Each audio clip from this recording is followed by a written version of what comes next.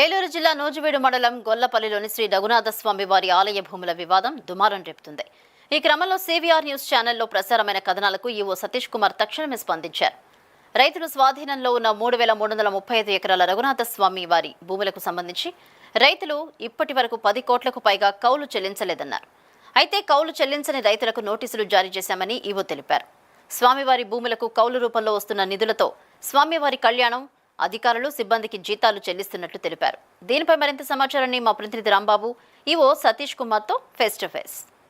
ఏలూరు జిల్లా గొల్లపల్లిలో వేంచేసి ఉన్న శ్రీ రఘునాథ స్వామివారి ఆలయ భూములకు సంబంధించి మనతో మాట్లాడేందుకు ఈవో సతీష్ కుమార్ మనతో ఉన్నారు. సార్ చెప్పండి, దాదాపు 3,355 ఎకరాలు స్వామివారి పేరున ఏదైతే పట్టాదారు పాస్ పుస్తకాలు కూడా స్వామివారి పేరున ఉన్నారు, కానీ అవన్నీ కూడా అక్కడ ఉన్న రైతులు స్వాధీనంలో ఉన్నట్టు కూడా తెలుస్తుంది. భూములకు సంబంధించి వివరాలు ఏంటంటే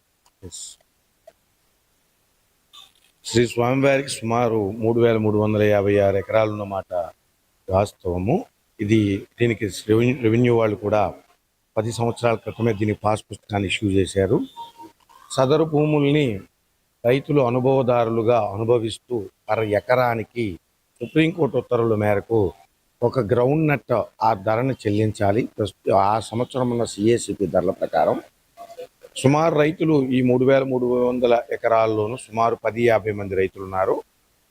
ఈ 3,300 ఎకరంలో సుమారు 2,700 ఎకరం మాత్రమే వ్యవసాయయోగ్యంగా ఉంది. మిగిలింది పుంతలు ఇతరత్ర వాటికి కేటాయించడం జరిగింది. క్వారీ ల్యాండ్స్ కూడా ఉన్నాయి. ప్రస్తుతం ఎకరానికి వచ్చి 1990 సుప్రీంకోర్టు ఉత్తర్వు మేరకు సుమారు ఎకరానికి 1,10,000 రూపాయలు చెల్లించాల్సి ఉంది. ఇందులో కొంతమంది చిన్నకారు రైతులు ఉండడం వలన కొన్ని వసూళ్లు అనేవి కొద్దిగా నెమ్మదంగా జరుగుతుంది. ఇంతమంది మొత్తం రైతులు ఎంత ఆదాయం వస్తుంది, ఎంత ఖర్చు అవుతుంది అంటారు? స్వామివారి దూపదీప నైవేద్యాలకు సంబంధించి ఎంత ఖర్చు అవుతుంది అంటారు?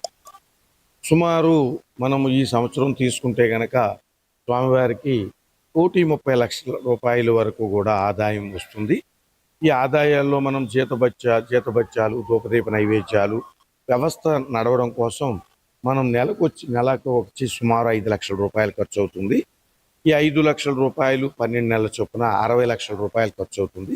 అదేవిధంగా డిపార్ట్మెంట్ వారికి కూడా మనది ఎండోన్మెంట్ డిపార్ట్మెంట్ ఉంది కాబట్టి డిపార్ట్మెంట్ పన్నుల రూపంలో కూడా సుమారు మనం 30 లక్షల రూపాయల వరకు 35 లక్షల రూపాయల వరకు పన్నులు చెల్లించాల్సి ఉంటుంది.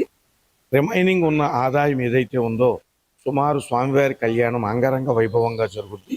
దానికి సుమారుగా అంగరంగ వైభవంగా జరుగుద్ది. ఏప్రిల్ నెలలో శ్రీరామనవమి సందర్భంగా ఆ సమయంలో సుమారు 25,000 మందికి అన్నదానం నిర్వహిస్తాము. కళ్యాణాన్ని కూడా చాలా గ్రాండ్గా నిర్వహిస్తాము. సుమారు దీనికి అయ్యే ఖర్చు ఒక 30 లక్షల వరకు ఉంటుంది. ఎంత అదే మొత్తం 2,700 ఎకరాలు రైతులు సాగు చేస్తున్నారు. ప్రతి సంవత్సరం కూడా కౌలు రూపంలో డబ్బులు చెల్లించాల్సిన పరిస్థితి.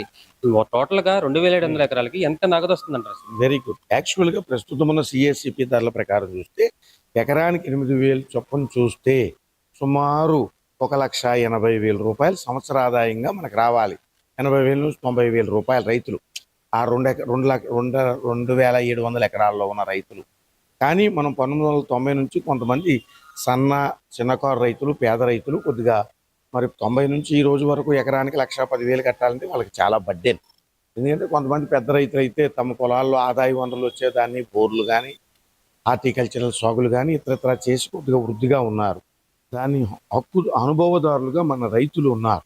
కాబట్టి మనకి సుప్రీంకోర్టు ఉత్తర్వు మేరకే వాళ్ళు ఎకరానికి ఆ 8,000 రూపాయలు సిఎస్సిపి ధరల ప్రకారం ఒక కింటా వేరుశనగ చెల్లిస్తారు. అయితే రైతుల్లో గ్రాడ్యువల్ చేంజ్ వచ్చింది ఈ 10 సంవత్సరాల్లోనూ. ఈ 10 సంవత్సరాలు బట్టి దీనికి రెవెన్యూ వనరులు పెరిగాయి తప్ప బిఫోర్ దట్ సుమారు ఒక 60 సంవత్సరాలు 70 సంవత్సరాల పాటు ఈ టెంపుల్ కొద్దిగా బ్యాక్వర్డ్నెస్ పొందడానికి అనేక కారణాలు ఉన్నాయి.